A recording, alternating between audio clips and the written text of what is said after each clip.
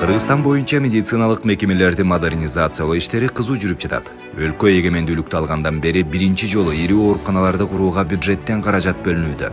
Жалпысынан өлкө боюнча 26 медициналык мекеменин курулушу жүрүп жатат. Анын 22си толугу менен республикалык бюджеттен каржыланууда. Ал үчүн 900 миллион сом бөлүнгөн. Дагы 4 объект мамлекеттик жеке өнөктөштүктүн алкагында салынып жатат. Мындан тышкары 2024-жылы 50дөн ашык жаңы фельдшердик акушердик пункттар жана 300 миллион сомдон ашык суммага үй бүлөлүк медицина борборлору курулган. Бул турмуштук маанилүү медициналык кызматтардын жеткилүүлүгүн гана жакшыртпастан, дарылоону жаңы деңгээлге чыгарат.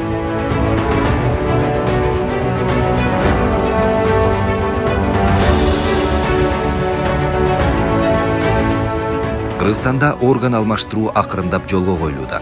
1-февралдан баштап бөйрөк трансплантациясы акысыз жасала баштады. Бүгүнкү күнгө чейин 20дан ашык адамдын бөйрөгү ийгиликтүү алмаштырылды.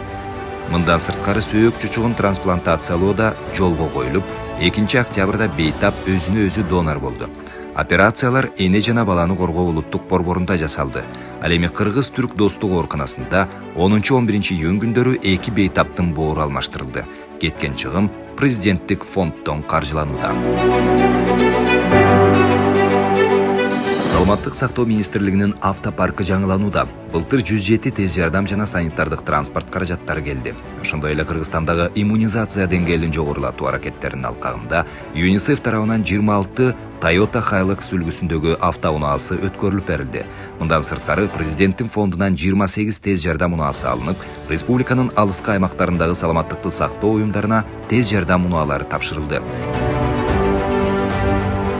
Жогорку технологиялуу медициналык жабдуулар сатылып алынууда. Анда баалар жеке клиникаларга караганда бир топ арзан.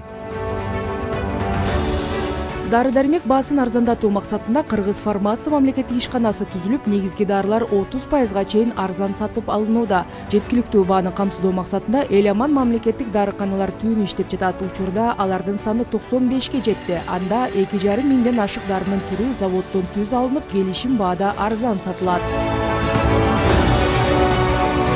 Эң башкысы, ак халатчандардын эмгек акысы 2 этап менен көтөрүлдү. 2024-жылдын 1-июлунан тартып, клиникалык координаторлордун стипендиясы 1200 сомдон 20 000 сомго чейин жогорулатылды.